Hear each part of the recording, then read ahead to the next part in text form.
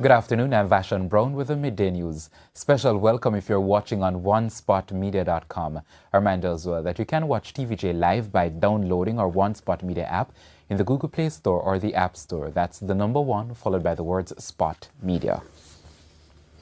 5,000 new cars or 5,000 new police officers won't fix crime. Those words from Member of Parliament for Clarendon North Central Pernell Charles, who has criticised some of his colleagues who he says or who he claims are aware of criminal activities but remain silent. The veteran MP also had strong words from members of the clergy and parents. TVJ's Giovanni Dennis has more. This part of crime, which is murder, can be solved in a few weeks. But the dishonesty, he said, must go. An impassioned Pernell Charles spoke openly with TVJ News about crime and named the various sectors that are part of the problem. Some mothers are washing the blood out of their children's clothes. Some are not talking because they are recipient of much of the money. Now, as I said, we have eyes to see, but we are blind. We have ears to hear, but we are deaf. And we have the mouth to talk, but we're dumb. Speaking at a Talk Up Youth Town Hall meeting in Clarendon on Saturday, Mr. Charles insisted that the solution lies in information being shared with the police. 5,000 new calls to the police cannot solve it. 5,000 more police in the street cannot solve it. One decision of all of us, politicians, pastors, some police, and the people can solve it by speaking up. He maintains that all political leaders should publicly disassociate themselves from criminals in their constituencies. Unless we decide and say to those in our ranks, supportive ranks, stop it. We're not going to work with it. I have declared in my constituency, and I'm declaring now for them to see me here. I want no support from a gunman. I do not represent you to be murdering people and raping people. He says concerns about people not trusting the police are misguided as persons now have the cloak of anonymity.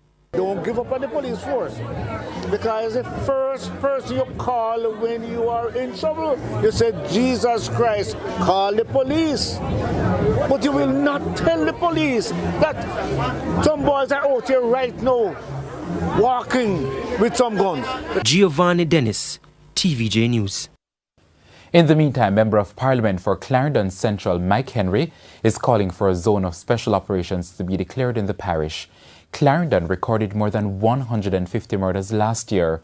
More than 13 persons have been murdered in the parish since the start of the year. Mr. Henry says a zone of special operations will bring about a different approach to dealing with the high level of murders. The call is that in relation to Zozo, special zone of operation, bringing in new fresh faces in and bringing in a whole new degree of approach will help to perhaps calm the levels of issues. Clarendon Southwest Member of Parliament Noel Arscott says while he's disheartened by the level of crime, a zone of special operations is not the solution. Structure currently, I don't think it will be effective because Zozo only takes a very small geographic area. Clarendon is a large parish and the murders have been all over the parish. So a Zozo in one little part, I don't know if it will be that effective. Mr. Arscott says there are several hotspots in Clarendon and a targeted approach is what's needed. And the crime wave sweeping across the island continues to spiral out of control with another killing in Westmoreland. 31-year-old Devon Palty, a businessman from 3 Miles River, was shot and killed by gunmen on Thursday at his establishment. Information from the Westmoreland police is that 5 men allegedly approached Mr. Palty and opened fire. This sent panic among his staff members who ran in different directions. When I turn on and look, the gun there in my head. And when the gun in my head, the first 2 shots leaked. One come over me and just grab the money out of my hand. And when he grab it out of my hand, me hear shots start beat. And me drop between the bench. And when me drop between the bench, me lay down like me dead. TVJ News understands that when the police arrived on the scene, Mr. Palty was seen with multiple gunshot wounds to his upper body. His wife, who was at the business place, was also shot and wounded. It's been reported that Mr. Palty's firearm was taken by one of the gunmen. To the state of emergency now in St. James, it has been reported that more than 400 persons have been detained since the start of the state of emergency more than a week ago. Assistant Commissioner of Police Elon Powell disclosed that 450 persons have been processed and released. 33 detainees remained in custody up to last Saturday. 11 wanted men have been charged with serious crimes such as murder, shooting and rape. ACP Powell said the police are ensuring that persons who are not wanted for offences are quickly released from custody. He reiterated that the police are determined to ensure that the rights of law-abiding citizens are protected under the state of emergency. However, Cornwall Bar Association and the Public Defender's Office had expressed concerns about the conditions under which detainees were being held. The body of the two seniors killed in their vacation home in St. Thomas should be flown back to Canada by Wednesday. Melbourne Flake, 81, and Etta Flake, 70, were found dead at their home on January 9. Their bodies and home showed signs of a brutal assault. Their daughter, Laverne Francis, said on Friday the family received a post-mortem report which will allow a Jamaican funeral home to begin preparing the bodies for transport. There are more concerns this afternoon about a handful of students pursuing careers in the sciences and technology. It has forced the Education Ministry to again look at the education system and make changes. The Education Minister gave an update yesterday at the 100th anniversary ceremony of the Union of Clerical, Administrative and Supervisory Employees, UCASE. Consider this. 42% of students at tertiary institutions study the social sciences, management and accounts. 20% study teaching and instructional delivery. And get this, less than 5% study the sciences, technology, engineering and mathematics. For Education Minister Ruel Reid, it's totally unacceptable. He said based on Jamaica's natural resources, there should be more scientists and inventors. It didn't have to take me to go to Japan to discover, for example, that we can use limestone that we have in Jamaica and convert it to paper. It didn't have to take me there. We should have known that.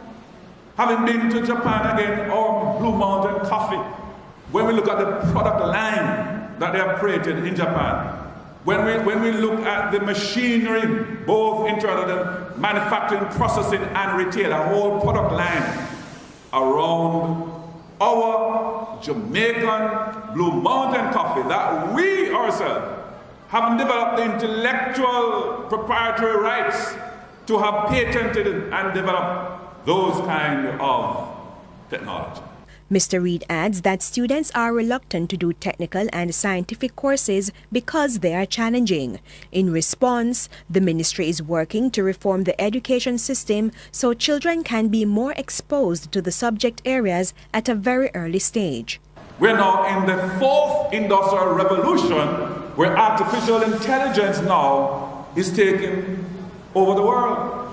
So one of the challenges to you students is to understand the context, notwithstanding where we are coming from, but how we are going to use case as a case in point so we can drive science and technology to become fiber of Jamaica. And the Education Minister says his ministry is ensuring that more young people stay in schools. Speaking at the Union of Clerical, Administrative and Supervisory Employees UCASE 100th anniversary ceremony on Saturday, Mr. Reid said it is important to prevent single parents from turning to gangs for assistance to send their children to school. It has been stressful, but for Lord have mercy, don't send your young children to the gangs, because that's what will happen. Some of those single, distressed females particularly, when the pressure of life came towards them and to pay the bus fare and to send the child to school, the simple send the child over to the gangs. Education Minister notes that the government is paying for up to 8 Caribbean Secondary Examination Council CSEC exams and 3 CAPE subjects. Mr. Reid says the ministry will be providing transportation and meals for students. School bus system. So instead of you have to go to the gangs to get bus fare to send a child to school, we will provide a national school bus system to take you from home to school. You don't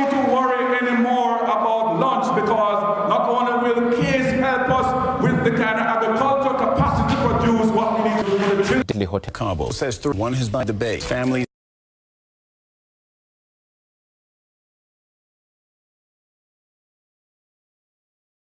up on a crowded street. The Taliban claimed responsibility for that earlier attack. The spokesman for the Afghan Ministry of Defense, General Dawlat Waziri, has told me that at least 2 members of the Afghan military or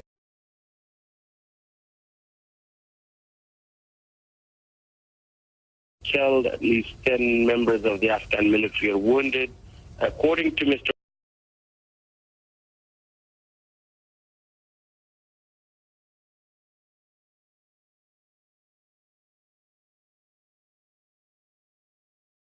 Waziri, at least 3 attackers are killed in this attack.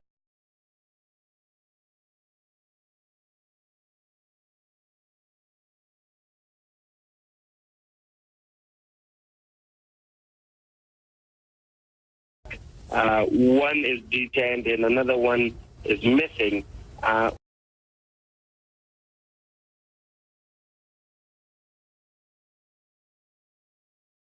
One eyewitness, the resident Taj Mahmud Khan, who lives outside of that military building, has told me that a ladder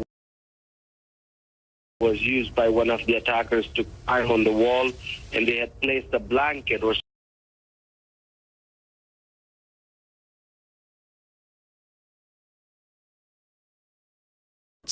I'm Simon Preston.